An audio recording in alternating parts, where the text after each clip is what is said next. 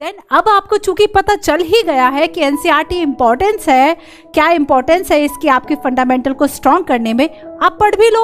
और अगर अब पढ़ना है तो कैसे पढ़ना है, हाउ टू रीड। हमें पता है कि भाई हमें पढ़ना है, ये जो 25-30 हमारे एनसीईआरटी हमें कवर करना है, बट कैसे कवर करें, अगली परेशानी उसको हम दूर करते हैं। सो सबसे फर्स्ट आपको कुछ नहीं करें, गो थ्रू रीडिंग करनी है। फर्स्ट रीडिंग जस्ट आपने पढ़ लिया कि ठीक है ये मुगल पीरियड हो गया, पोस्ट हो गया, गुप्ता हो गया, आपका पोस्ट गुप्ता पीरियड हो गया, आपने पढ़ लिया। पॉलिटिक्स में आपने पढ़ लिया कि क्या डेमोक्रेसी है, क्या फेडरलिज्म है, क्या फंडामेंटल राइट्स, आपने सब पढ़ लिया।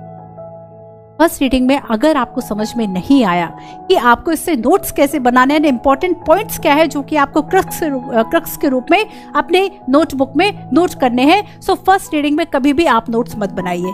सेकंड रीडिंग कीजिए। सेकंड रीडिंग में आप चाहे आप चीजों को अंडरलाइन कीजिए, बिकॉज ऑफ फर्स्ट रीडिंग में अंडरलाइन कर दोगे पूरी किताब को आप अपना लाल पीला बना लोगे, ठीक है। सो आप चाहे तो मार्कर का यूज, चाहे नहीं, करना भी चाहिए, ठीक है। थोड़ा सा इसका साइंटिफिक एक पॉइंट भी है कि जब आपको दिखता है कि भाई आपने येलो कलर में फेडरलिज्म की डेफिनेशन एंड पिंक कलर से उसके स्ट्रक्चर को, उसके फीचर्स को आपने हाईलाइट किया है, देन आपको चीजें इजी याद रखने में आसानी हो जाती है, तो आपको यूज करने चाहिए, ठीक है। ये कुछ ऐसी बेसिक मेथड्स होती हैं जो हर एक स्टूडेंट को करना चाहिए। सो इंटरेस्टिंग बनाओ अपनी स्टडी को। यहाँ पर देखो, सो अंडरलाइन कर रहा है, नोट्स मेकिंग का काम आपको सेकंड या थर्ड। देखो हर एक स्टूडेंट की चूंकि अपनी स्ट्रेंथ होती है, हो सकता है किसी को 1-2 बार में आ गया, हो सकता है किसी का बैकग्राउंड ह्यूमैनिटीज का ना रहा हो, उसको समझ में नहीं आया, ठीक है। आप कोई बात नहीं, आप तीसरी बार 3 बार रीडिंग कीजिए, 4th टाइम में नोट्स बनाइए। सो बेसिकली एवरीवन जो every student has own strategy. तो कभी भी किसी टॉपर को सुनकर कि मैं 18 घंटे पढ़ती थी, एक ही बार में सारे नोट्स बना लिए, आप मत बनाइए। आपकी अपनी स्ट्रेंथ है, आपकी अपनी वीकनेस है, उनको पहचानिए। आपको पता है कि आपको एनसीईआरटी से बेसिक कवर करना है, देन अपनी स्ट्रेटेजी बना लो कि मुझे 2-2 सब्जेक्ट लेकर चल रहे हैं, उसी अकॉर्डिंगली मुझे एनसीईआरटी को कवर करना है, ठीक है, फाइन।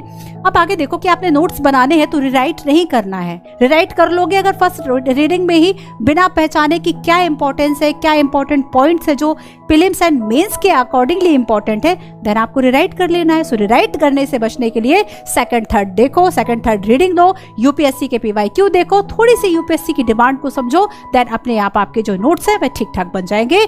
एंड लास्ट, इसके बिना सब कुछ व्यर्थ है, आगे पाठ पीछे सपाट, ये कंडीशन नहीं रखनी है। सो देखो हमारे दिमाग की, माइंड की अपनी सीमाएं होती हैं, ठीक है। आप एक समय के बाद चीजों को जब भूलने लगते हैं तब आपको रिवीजन की जरूरत होती है। तो अगर आप मैं आपको साइंटिफिक थोड़ा सा टेम्परामेंट बता दूं कि आज आपने डे फर्स्ट जो याद किया है जो टॉपिक, वो आपको जरूरत होती है कि आप सेकंड डे भी उसको रिवाइज करें, देन फिर आपको जरूरत होती है कि आप वीक डे उसको रिवाइज करें, सैटरडे संडे अपना रिवीजन डे रखें, एंड उसके बाद आप मंथली उसको रिवाइज करें। या जब भी आपको वो टॉपिक याद आया और आपको लेकिन उसमें क्या लिखा था ये याद नहीं आया, देन तुरंत रिवाइज करो। सो रिवीजन आपको याद रखना है, विदाउट रिवीजन तो आपको चीजें सारी भूल जाना है।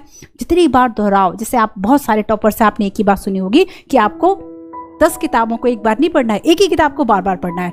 एनसीईआरटी आपको ऐसा एक बेसिक, एक ऐसी आपकी मजबूत जो तैयारी है शुरुआती वह करवा देंगी। सो आपको सारी जो अब कौन कौन सी पढ़नी उस पर भी मैं आऊंगी, ठीक है। सो यहाँ पर आपको याद रखना है कि एनसीईआरटी को आपको पढ़ना है, ठीक है।